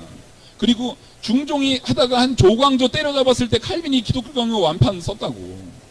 응? 그러니까 조광조 때려잡을 때 칼빈은 헌정사상의 원조가 되는 글을 써낸 거야. 그러니까 이게 엄청난 거야, 안 엄청난 거야? 엄청난 거야. 중종 때. 그러니까 우리는 자꾸만 역사관이 너무 이제 편협하게 돼 있다 보니까 이게 잘 매치가 안 되는 것 뿐이에요. 그러니까 칼빈이 이 헌정사상에 대한 부분을 그 초석을 두는데, 자, 이 초석이 어디에서 왔냐면 성경에서 왔다니까. 그게 중요한 거지. 아니, 칼빈이 그냥 사상적으로 그렇게 말했다고 하면 아무 의미가 없는 건데, 아까 말했지. 칼빈은 칼빈주의라고 말하는 걸 좋아했다고 싫어했다고요. 부정이 싫어했다니까. 너는 내가 그런 걸 말하는 게 아니라 성경에 있는 걸 말하는 건데, 라고 해서 칼빈이 말했던 당연히 모두 법 아래 있어야 된다. 법의 통치를 받아야 된다. 그래서 칼빈이 제네바에서 할 때 법에 의해서 자유, 법적으로 법이 각 개개인이 예배를 드릴 수 있는 자유를 줘야 되는 거야.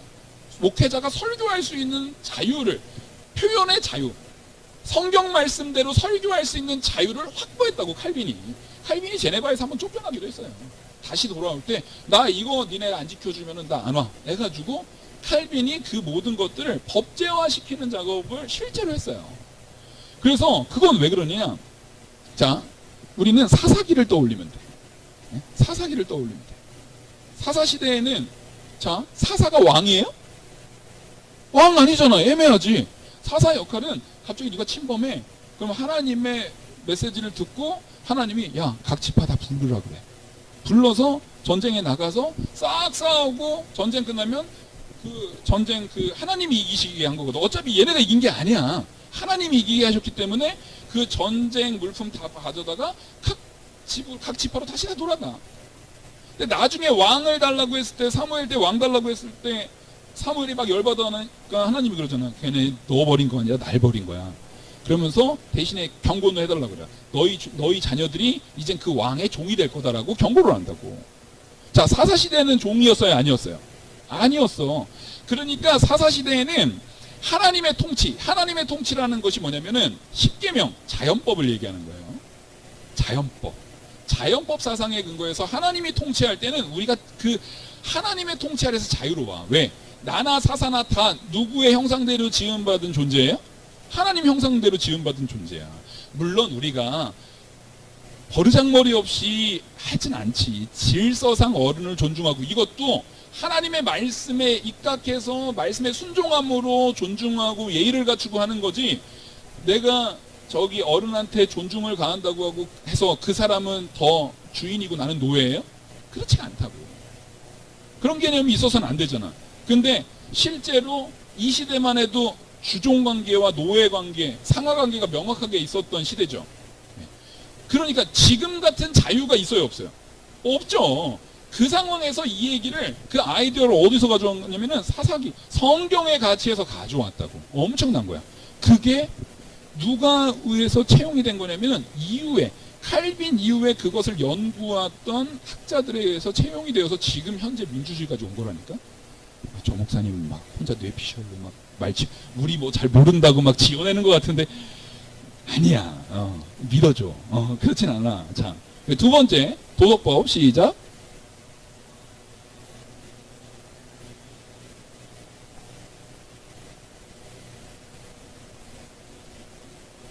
예, 아까 말했던 자연법이라는 것은 하나님의 창조 섭리의 법을 얘기하는 거예요. 십계명. 사실상 이 자연법도 우리가 죄인이니까 필요한 거야. 그죠? 십계명은 죄인된 우리에게 주어진 법이야. 그걸 잘 알아야 돼요. 그러니까 기본적으로 이 헌정사상이라는 것 자체가 사람은 뭐하다에서 출발하는 거예요? 사람은 죄인이다에서 출발하는 거예요. 그러니까 우리 기독교랑 똑같아, 안 똑같아?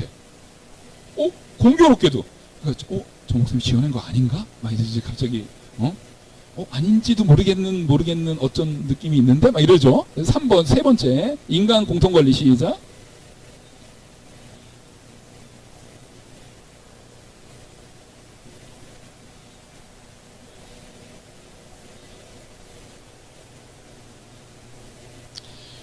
말이 어렵지. 칼빈이 제네바에서 예배 드릴 수 있는 자유, 법적으로 예배를 내가 자유롭게 예배할 수 있는 자유를 수호했다는 거예요. 왜냐하면 권력자가 니네 예배 못해 하는데 무슨 소리야, 법적으로 우리가 예배할 자유가 있는데 라고 막아줄 수 있는 것을 제네바라는 작은 도시에서 그것을 시행한 거야.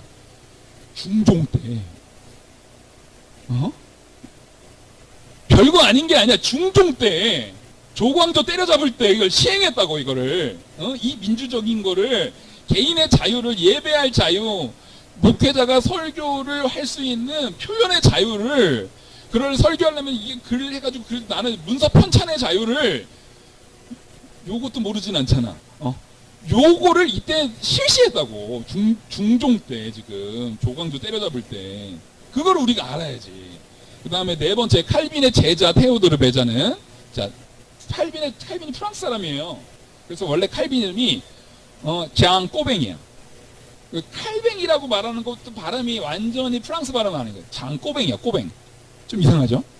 장 꼬뱅의 제자가 테오도르 드 베자예요. 테오도르 드 베자. 근데 이 베자가 이것을 보다 체계화해가지고 인간이 존엄한 이유는 하나님의 피조물이기 때문이며, 자, 이게 중요한 거야.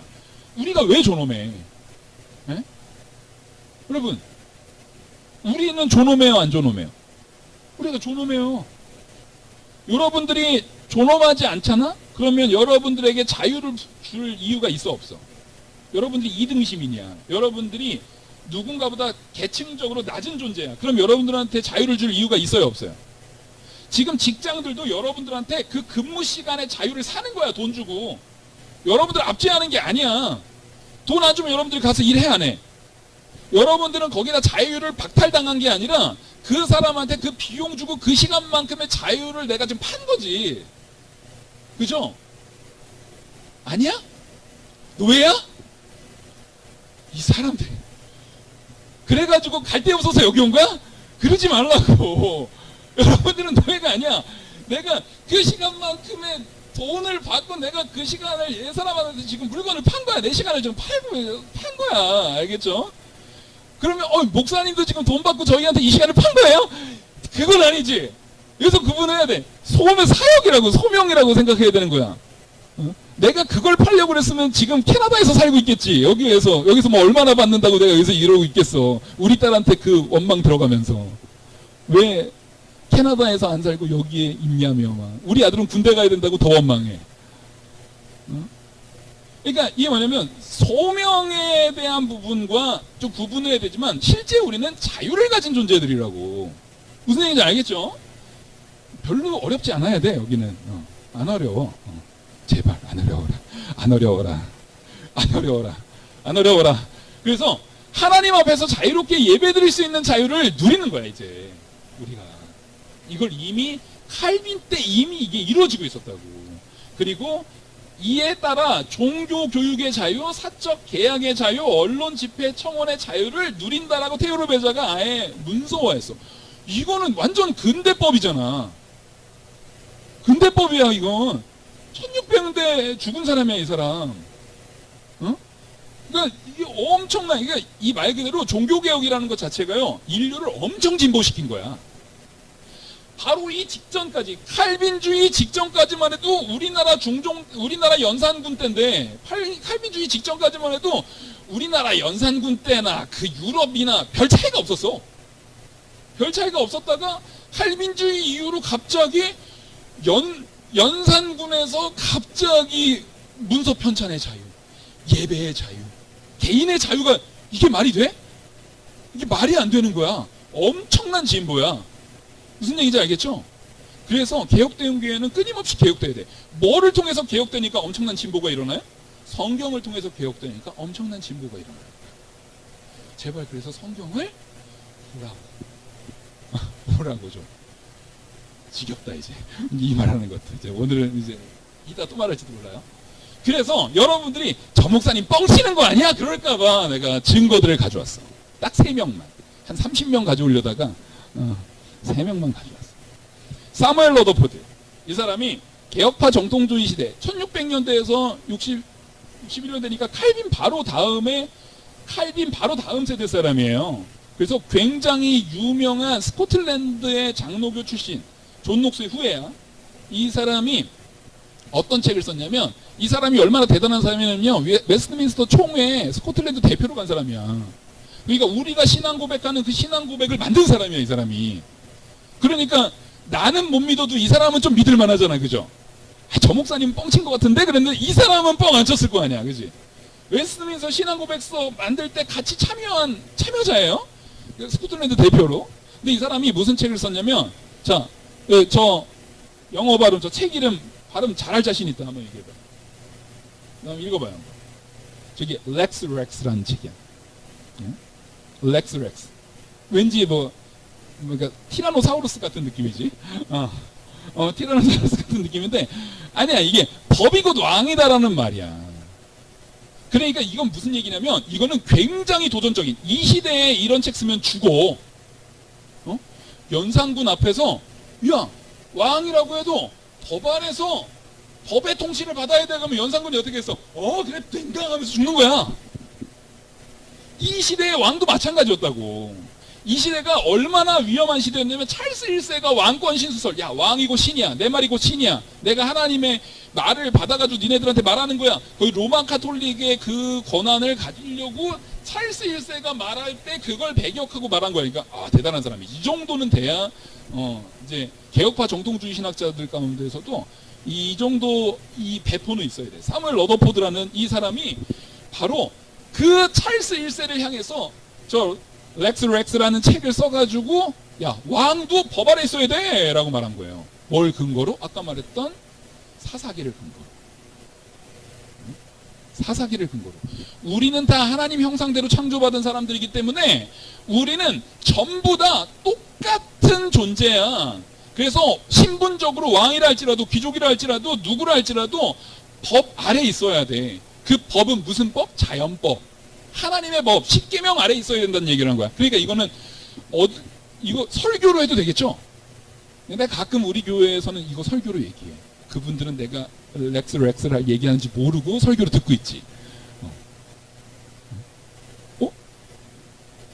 내가 들은 게 저거였어? 막 이러면서 듣는 거야. 모르고 들어. 원래 모르고 들을 때가 행복해. 여러분들처럼 지금 알고 들으면 약간 복잡해. 근데 모르고 들을 때는 왠지 행복해, 사실은. 자, 이게 엄청난 거거든, 사실은. 그죠? 이 책을 썼는데, 그래서 이걸 가지고, 자, 요즘에 그래도 정치라든가, 우리가 흔히 사회학이라든가 세계사 쪽에 그래도 관심이 있었던 사람은 들어봤을 법한 단어들이야. 작은 정부론. 요즘 많이 나오죠. 나라가 최대한 간섭하지 말자. 자유시장 경제 이거 얘기할 때 많이 나오는 표현이에요. 그죠? 작은 정부론. 헌정주의. 아까 헌정주의는 당연히 우리가 지금 헌정 사상에 근거해서 자유민주주의 사상에서 살고 있는 거예요. 그러니까 지금 칼빈주의가 우리의 일상과 상관이 있어, 없어? 너무 있어. 상관이 있는 정도가 아니라, 여러분, 칼빈주의가 아니었으면 지금 이 사회를 살 수가 없어. 우리 조선시대에서. 내가 볼 적엔 우리 아버지가, 우리가 그 경주이시 석성공파 38대 손이래, 내가. 근데 여러분, 조선 말기에 대부분의 사람들이 그 족보를 샀거든요. 내 성향을 볼 때 우리 집은 족보를 산 것 같아. 아버지가 들으면 안 되겠지만, 아버지 뭐 캐나다 계시니까 들을 일은 없겠지만, 느낌이 약간 종 느낌이야. 내가 굽신하는 거 되게 잘하고, 이게 뭐랄까, 시켜서가 아니라 그 본능적으로 나오거든. 약간 족보를 산 것 같아요, 우리 집은. 그러니까 지금 여러분들 같이 못 있을 수도 있어요. 에? 같이 못 있을 수도 있어요. 이게 우리 모르는 거라고, 그게. 근데 지금 우리가 지금 요 정도의 쾌적한 삶을 살고 있는 건 누구 덕분이야? 칼빈주의가, 우리가 지금 칼빈주의 배우는 게 이렇게 우리랑 상관이 있다니까. 상관이 이렇게 있어요. 그리고 여러분, 존 로크는 들어봤잖아, 그죠? 존 로크는 안 들어봤어도 돼. 괜찮아. 사회계약설이라는 그 책을 쓴 존 로크, 그 사람이 헌정 정치와 자연권을 주장했어. 여기서 말하는 이 자연권이, 존 로크는 그 자연권을 전혀 성경적으로 말한 사람은 아니야. 근데 사실은 그 사상에, 그 사람이 사회계약론을 얘기를 할 때, 가져왔던 헌정민주주의의 아이디어와 자연권 사상이라는 것을 사실은 누구한테서 가져왔다고? 사무엘 러더포드한테서 가져왔다니까? 그럼 사무엘 러더포드의 말 그대로 아까 말했던 아드포텐스 원전으로 돌아간다고 하면은 사무엘 러더포드의 아이디어는 사실상 어디서 있던 거예요? 칼빈주의 아이디어는 어디서 온 거예요? 성경에서 온 거야. 그러니까 성경이 지금 오늘날의 헌정사상과 민주주의를 만드는 초석이 된 거야. 아시겠죠? 찾기, 지금 빼야 돼요.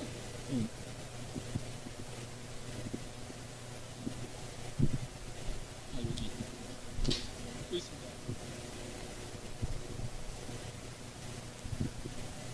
자, 이제 다시.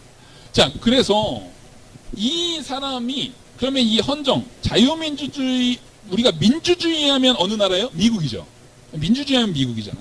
그래서 프란시스 셰퍼라는 사람은 신학에 조금 관심이 있는 사람, 그리고 이제 우리가 흔히 기독교 세계관에 조금 관심 있는 사람들은 한 번은 들어봤을 이름이 프란시스 셰퍼야. 이분이 라브리 운동이라고 알아요? 혹시? 라브리? 몰라도 돼. 이 프란시스 셰퍼가 기독교 세계관의 미국의 거장이에요. 기독교 세계관의 가장 거장이야. 기독교 세계관을 공부하면 안 보고 넘어갈 수 없는 사람이에요. 그 프란시스 셰퍼가 그의 책에서 존 로크가 사무엘 러더포드에 져서 그 렉스에서 아이디어를 가져와 가지고 세속화시킨 것뿐이다라고 아예 얘기를 했어. 그러니까 내 얘기 아니라니까. 내 얘기 아니야. 믿어줘. 그리고 이 토마스 제퍼슨이 미국 건국했던 여러 사람들 중에 대표적인 사람이에요. 그런 입장을 지지하고 그 사무엘 러더포드의 입장, 그 존 로크의 입장을 지지한 거지. 그러니까 사실상 누구 입장을 지지한 거야? 사무엘 러더포드 입장을 지지한 거고 그 아이들을 성경에서 가져온 입장을 지지한 거야. 그래서 미국 건국에 큰 영향을 미쳤어요. 미치겠다, 그죠?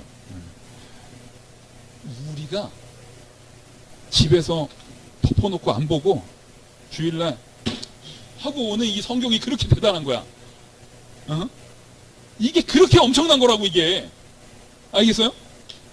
이 2명 남았어. 이 사람은 알죠? 이 사람도 몰라? 몰라도 돼, 괜찮아. 모를 수도 있지 뭐. 맥시밀리언 맥스 칼 에밀리 웨버 이 사람이. 근데 우리나라에서 이제 독일어여가지고 독일 사람이거든.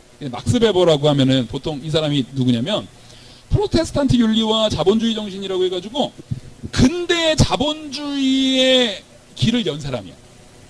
이 사람 전에 자본주의로는 누구였냐면 막스였어. 칼 막스.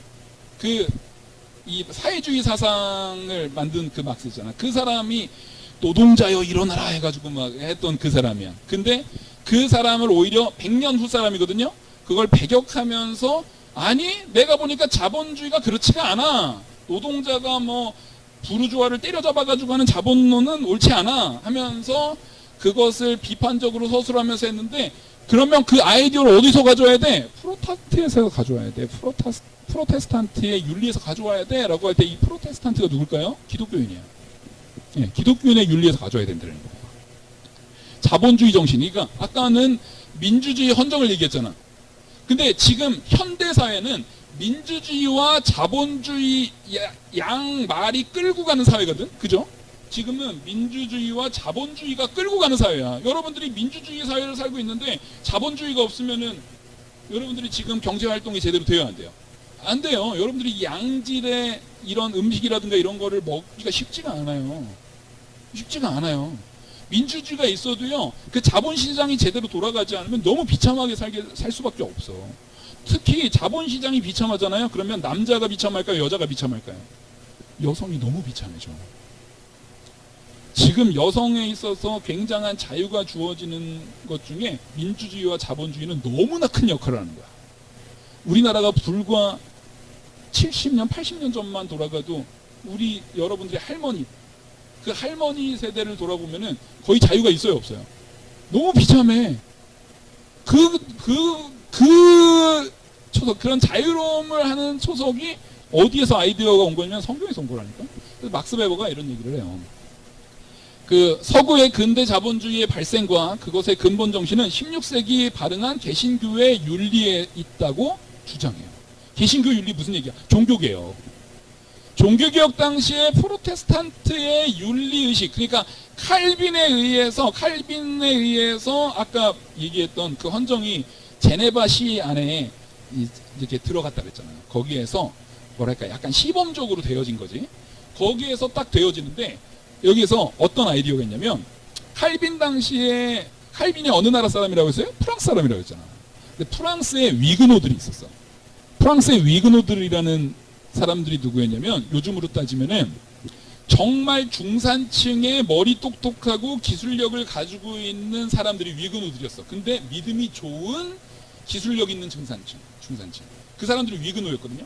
근데 프랑스는 특이하게도, 프랑스는 기독교, 이제 왕부터 해가지고 귀족들이 기독교, 그러니까 말 그대로 중산층 이상이 먼저 믿어가지고 기독교가 막 부흥을 하다가 하층민들 중심으로 해가지고 갑자기 기독교를 확 몰아내고 천주교로 다시 돌아간 나라가 프랑스예요. 그래서 프랑스에서 기독교인들의 박해가 엄청 심했어. 위그노에 대한 박해가 엄청 심해가지고 그 위그노들이 막 뿔뿔이 흩어졌단 말이에요. 처음에는 위그노들이 거기서 다 순교를 당했어. 순교당하다가 나중에는 이 칼빈의 도움을 가져가지고 제네바로도 도망가고 독일로도 도망가고, 그때 당시 이제 종교 개혁에 이제 기독교 사상을 가지고 있던 나라들 네덜란드로도 도망가고 해가지고 독일 가서 그 사람들이 나중에 벤츠만 기술력. 이 사람들이 스위스 가니까 스위스 시계 나오는 거야. 응? 이 사람들이 영국을 갔네. 영국을 갔더니 영국은 양만 있잖아요. 양 털은 있는데 방적기가 없는데 이 사람들이 가서 방적기를 만들었어, 실제로. 그러니까 이 위그노들이 가는 데마다 신앙의 양심을 가지고 하나님 앞에 거룩하게 일을 하는 거야. 무슨 윤리를 가지고? 기독교적인 윤리를 가지고. 그게 바로 프로테스탄트의 윤리야. 기독교적인 윤리라는 게 뭐겠어? 내가 일을 해도 누구의 영광을 위해서 일해? 오직 하나님의 영광. 그게 여기서. 내가 일을 해도 오직 하나님의 영광을 위해서 일을 하는 거야. 아까 김밥을 사다 주셨는데, 김밥을 많은데 김밥 장사가 내가 진짜 하나님께 영광 돌리기 위해서 좋은 재료를 쓰고 좋은 김을 쓰고 밥도 잘해서 그 오래된 밥 안 쓰고 언제나 새 밥을 해가지고 좋은 재료를 해가지고 너무나 폭리를 취하지 않는 좋은 가격에 파는 신앙인이 있으면 그 가게가 잘 되겠어, 안 되겠어? 잘 되겠지. 그리고 그런 사람들이 점점 더 많아져서 양심을 사용하면 거기에 사람들의 뭐가 모이기 시작하는 거예요? 자본이 모이기 시작하는 거야. 내가 만들어 먹는 것보다 저 사람한테 사 먹는 게 나은데? 하면서 사 먹기 시작하는 거야. 그러면 뭐가 돌아가는 거예요? 경제라는 거는 재화가 유통이 돼야 돼. 재화를 가지고 있으면 큰일 나요. 재화를 가지고 있으면 큰일 납니다. 재화를 그냥 가지고 있잖아? 그러면은 나라는 망해. 유통이 돼야 돼. 코로나 때 갑자기 미국이 사람들이 막 경제활동을 할 수 없으니까 어떻게 했어? 돈을 막 풀잖아. 왜? 인터넷으로라도 돈 쓰라고. 유통이 되지 않으면 경제는 망가져 버리거든요. 회복이 안 돼요. 그러니까 그 유통을 위해서 하는데 강매를 시켰어. 옛날엔 제국주의자들이 저기 인도에 딱 가가지고 함선을 딱 갖다 놓고 포를 막 쏴. 완전 초토화를 만들어. 그 다음에 딱 가서 깃발 딱 꽂은 다음에, 야, 니네 이제 내가 니네한테 쓰레파 팔 테니까 쓰레파 사? 이게 제국주의예요. 내가 많이 만들어 놨거든. 많이 만들어 놨는데 우리나라에 벌써 다 팔았어. 내가 쓰레파 니네 줄 테니까 니네 나라 뭐 있어? 금 있네. 금 내놔. 이게 제국주의라고. 제일 쉽게 말한 거야. 이 이상은 쉽게 말 못해. 이제 이런 재화의 유통이라는 것은 윤리가 있어요, 없어요? 분명히 유통은 돼. 그래서 누군가는 부자가 되지만 여긴 윤리가 없잖아. 여긴 윤리가 없다고. 근데 진짜 그런 형태의 자본주의는 오래 갈까? 금방 무너질까? 금방 무너져 버리지. 제대로 된 자본주의가 돌아가기 위해서는 제대로 된 윤리가 있어야 되더라는 거야. 그걸 막스 베버가 얘기를 한 거예요. 근데 그 아이디어를 어디서 가져온 거예요? 기독교에서 가져온 거예요. 기독교인들이 돈을 가지고 자기가 흥청망청하기 위해서 자기를 위해서 쓰는 사람들한테는 이게 돌아가지가 않는데, 기독교인들이 정말 이 재화에 대한 부분 자체를 양심껏 하나님께 영광을 돌리기 위해서 쓰레빠를 만들고, 하나님의 영광을 돌리기 위해서 컵을 만들고, 하나님께 영광을 돌리기 위해서 마이크를 만들고, 하나님께 영광을 돌리기 위해서 의자를 만드니까 사회가 달라져 버리는 거예요. 그 아이디어를 그 위그노들한테서 가져온 거예요. 그 개혁주의, 그 프로테스탄트들한테서 가져온 거예요. 그래서 개신교 윤리는 현세적 사람들에게 특히 일과 관련된 분야에서 영향이 두드러졌다. 그들은 이러한 개신교 윤리에 따라서 자신의 기업 혹은 계약을 발달시킴과 함께 재투자를 위한 부를 축적하였다. 그러니까 버는 족족 술 먹고 뭐 해서 흥청망청 쓰는 게 아니라 내가 벌어서 재화를 축적했다가 이거보다 더 효율적으로 더 싼 가격으로 더 좋은 양품의 물건을 만들면 더 많은 사람들한테 이게 갈 수 있겠지? 라는 부분을 가져오는 거야. 그러려니까 뭐도 필요해요? 투자가 필요한 거야. 그러기 위해서 요즘에 주식시장도 그래서 열리는 거예요. 무슨 얘기인지 알겠죠? 주식시장이 없으면 우리나라가 반도체 만들 수 있어요? 없어요? 못 만들어요. 주식시장이 없으면 BTS 못 나와. 왜냐면 초기 투자 비용이 너무 많이 들어. 번 돈 가지고는 못해.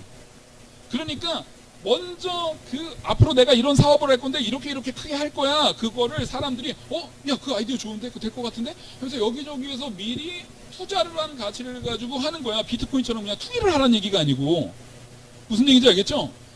그런 윤리 안에서 이루어지는 거야. 근데 요즘 시대의 자본주의는 이 윤리가 많이 퇴색됐죠. 그러니까 사실은 이거는 그럼 결국엔 망가지잖아요. 왜? 그거는 우리가 망가뜨린 거야. 그럼 이것을 다시 살릴 수 있는 것도 누군 거예요? 예, 신앙인인 우리야. 저들이 그렇게 하거나 말거나 내비도 우리는 하나님 앞에서 우리가 하나님께 영광 돌리는 삶을 사는 걸로 이걸 회복시키려고 해야 돼요. 그걸 가져와야 되는 거예요. 본질을 알면 가져올 수 있어. 본질을 알고 있으면 그리로 우리가 다시 돌아갈 수 있다. 그래서 베버는 이런 이유를 들어서 개신교, 특히 직업소명서를 주장한 칼빈주의. 자, 여기서 또 칼빈주의가 나오지. 이 직업소명서 자체를 누가 말한 거예요? 칼빈이 말한 거예요. 그래서 칼빈이요, 그때 목사나 소젖을 짜는 여인이나 루터도 그런 얘기를 했고, 칼빈도 어떤 일을 하든, 그 사람이 똥을 푸든, 그 사람이 청소를 하든, 그 사람이 무슨 뭐 물건을 만들든, 그 사람이 목사를 하든, 모든 직업에는 누구한테 영광을 돌리는 소명이 같이 있어야 되는 거예요? 하나님께 영광 돌리는 소명이 같이 있어야 돼요. 하나님께 영광 돌리는 소명을 가지고 일을 해야 되는 거예요. 그래서 이 윤리가 자본의 발전에 영향을 끼쳤다고 주장하는 게 이 베버 명제, 우리가 태제라고 하는데 베버 태제라고 말합니다. 이제 마지막 인물. 이 사람도 모르죠. 네, 아브라함 카이퍼. 이 사람이 네덜란드 사람이에요. 실제 신학자고 목사님이었는데 나중에 네덜란드 수상까지 한 사람이에요. 뭐냐면 실제로 내가 칼빈주의자고, 이 사람이 왜 이 사람이 굉장히 큰 영향력을 미친 저서 중에 하나가 원래는 책이 아니라 강연이었어요. 강연 내용을 그대로 옮겨놓은 게 칼빈주의 강연이라는 책이에요. 얇은 책이에요, 여러분. 읽어볼만해. 정말 얇어. 정말 얇어. 진짜 얇어. 네, 한번 읽어볼만해요. 네. 이 사람이 칼빈주의 강연을 프린스턴 대학에서 강연한 연설이에요. 미국에서 이 아브라함 카이퍼가 너무 대단하니까 아브라함 카이퍼가 3대 칼빈주의자라고 말하는 사람이거든요. 그래서 아브라함 카이퍼가 있고 바빙크가 있고 둘 다 네덜란드 사람이에요. 그러니까 3대 칼빈주의자 둘이 네덜란드 사람이야. 이거 대단하지. 그러니까 이 칼빈주의 강연에 대한 부분을 프린스턴 대학에서 아브라함 카이퍼를 불러다가 이제 강연을 시킨 거예요. 그래서 그 연설을 통해서 삶과 신앙의 분리가 교회의 세속화임을 강조해요. 무슨 얘기냐면, 여러분들 직장생활대로 하다가 전혀 직장생활할 때는 저 사람이 신앙인인지 아닌지 아무도 모르게 그냥 세상 사람으로 살다가 주일날 교회만 딱 와서 주여 하면 끝나죠? 그럼 그게 세속적인 거라고. 신앙인은 직장에서도 신앙인이어야 돼. 학교에서도 신앙인이어야 되고, 가정에서도 신앙인이어야 되고, 동네 지나가다 아줌마를 만나도 신앙인이어야 돼. 우리는 신앙인으로 사는 거예요. 그리고 교회에서도 신앙인이어야 됩니다. 이게 분리가 되면은 그게 세속적인 거야. 그게 타락한 거야. 우리는 언제나 삶과 신앙이 분리가 되면 안 돼. 성속 이원이 되면 안 돼. 이거는 갑자기 이름이 생각이 안 나요.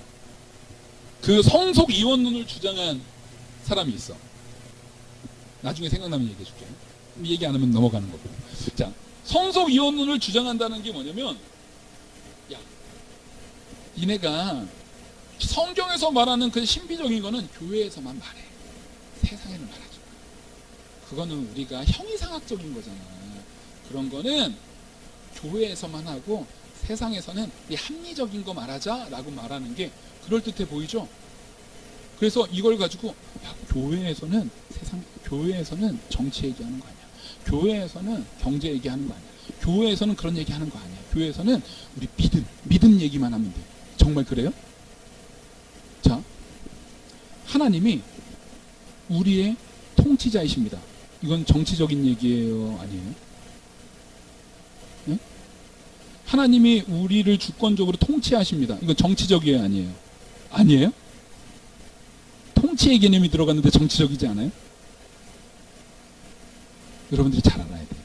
우리는 기본적으로 정치라고 말하면 무조건 나쁜 거 이렇게 돼 있잖아. 정치가 나쁜 거야? 나쁜 정치인이 나쁜 거야. 에? 희년법을 설교해. 경제적인 거예요, 아니에요? 에?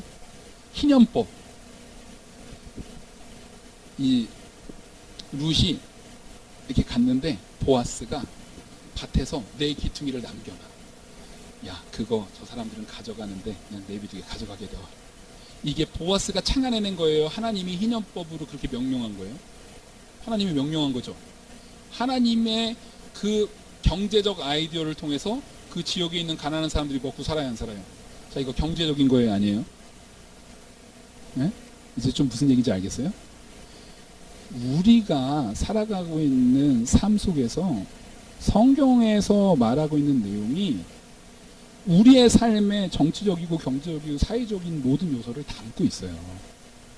그거를 그 기준을 가지고 우리는 거기다 적용을 해야 되는 거야. 무슨 얘기인지 알겠죠?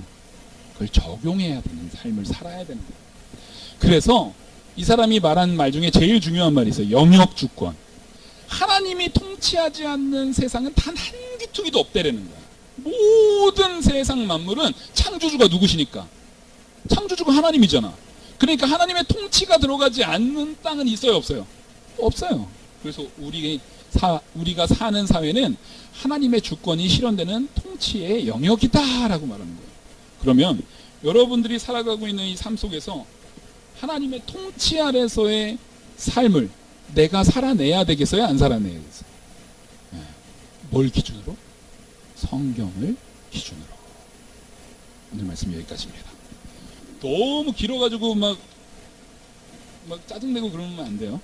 아까 내가 부탁을 한 게 질문을 해달라고 해서 내가 질문지를 써서 줬는데 질문이 어려워서 못 알아들을 수가 있어가지고 미안합니다. 사람이 이렇게 인생을 피곤하게 살아 내가 이렇게 다른 사람 괴롭히는 거 좋아하고 막 괜히 쉬운 말도 어렵게 말하고 막 그런 성향이 있어가지고 1번 질문은 뭘 얘기한 거냐면 맹목적이고 반지성주의적인 신앙생활의 태도와 이성만 중시하는 계몽주의적인 신앙관이라는 양극단 사이에서 그게 뭐냐면 우리는 덮어놓고 믿어. 믿으면 돼. 이거 안 되죠.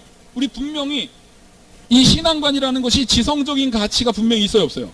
그걸로 민주주의가 나오고 자본론이 나오고 이랬다니까. 사회계약론이 나오고 그랬다니까.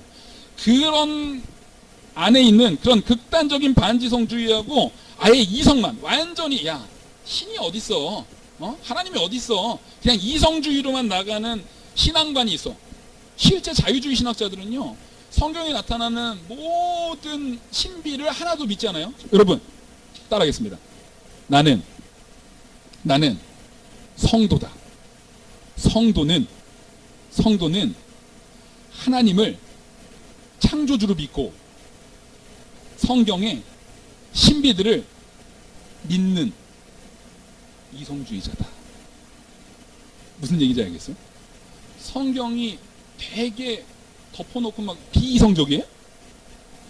여러분들이 오늘 말씀만 들었지만 우리가 오늘 말씀을 떠나서 평소에 설교를 잘만 들으면요, 그 사람이 되게 합리적이야. 그죠? 신앙생활 잘하는 사람들이요, 삶 자체가 되게 합리적으로 살아요. 왜냐면 성경의 가르침 자체가요, 사람을 합리적으로 만들어요. 왜냐면 하나님은 질서의 하나님이거든. 근데 그 성경은 우리가 이해할 수 없는 초자연적인 하나님의 말씀이잖아. 그러니까 이 모든 걸 다 이해할 수가 없어. 우리가 근본적으로 그게 불가능해. 그러니까 하나님을 믿는 우리는 당연히 초자연적인 역사를 또 믿어야 돼, 안 믿어야 돼? 그래서 두 가지가 우리한테 다 있어야 돼. 그러니까 나는 지금까지, 오늘날까지, 지금까지 내가 어느 위치 쪽에 있었나? 좀 맹목적인 데에 가까이 있었나? 아니면 좀 합리성에 더 가까이 있었나? 아유, 나는, 목사님, 저는요, 딱 중간에 아주 기가 막힌 자리에 있었습니다. 그러면은 자랑해요, 오늘. 알죠? 어렵지 않죠? 2번이 뭐냐면, 성경적 신앙생활에 대해서 각자 생각해보고, 자, 아까 말했던 거, 우리는 신앙이 생활이야, 생활. 성경적 신앙생활을 각자 생각해보고, 교회에서나 가정에서나 직장에서나 학교에서나 일상생활에서 성경의 가치를 드러내며 살고 있는지. 아까 내가 이렇게 살아야 된다고 했잖아. 그럼 나는 지금까지 한 몇 점 정도였나? 내가 얼마나 그 정도로 살았나? 그리고 성경이 내 삶에 얼마만큼 영향을 행사하고 있는지. 내가 이것을 판단하는데, 이거를 선택하는데, 이것을 내가 행하겠다고 그 선택하고 그 하는데, 상식, 내가 평소에 학교에서 배운 상식이라나 주변의 시각이라거나 이런 것들에 영향을 미쳤는지, 아니면 성경이 말하는 가치가 내 선택의 기준이었는지를 한번 생각해 보라. 근데 비판적으로 생각해 보세요. 비판적으로 생각하는 얘기는 여러분들이 잘했을 리가 없음을 인정하고 시작하는 얘기예요. 우리 죄인임을 인정하고 내가 부족한 부분이 어떤 거였는지를 생각하면서 고찰해 보라는 얘기예요. 이거 대학교 시험 문제 같죠? 철학 시험 문제. 자, 3번. 마지막으로 칼빈주의, 개혁주의가 지금까지 그 가치를 인정받는 이유는 가장 성경적이기 때문이다. 아멘? 가장 성경적이기 때문에 막스 베버도 갖다 쓴 거고요. 예? 사무엘 러더포드도 갖다 썼는데 그걸 또 로크가 갖다 쓴 거예요. 성경적인 게 가장 가치 있는 거예요. 왜? 성경은 창조주 하나님이 쓰신 거거든요. 이걸 잘 기준으로 생각하는데, 그렇다면 그 가치를 추구하는 교회의 청년인 나는 어떤 영역에서 어떤 형태로 얼마나 성경적 가치를 추구하며 살고 싶은가? 앞으로 내가 어떻게 할까를 고민해 보라는 얘기예요. 네, 마치겠습니다. 잠깐 기도할게요. 은혜와 사랑이 무한하신 하나님 아버지, 오늘 하나님께서 주신 이 귀한 시간, 우리 청년들이 헛되이 보내지 않게 지혜로, 능력으로 채워 주시옵소서. 이 모든 말씀 살아계시는 우리 주 예수 그리스도 이름으로 기도 올리옵나이다. 아멘.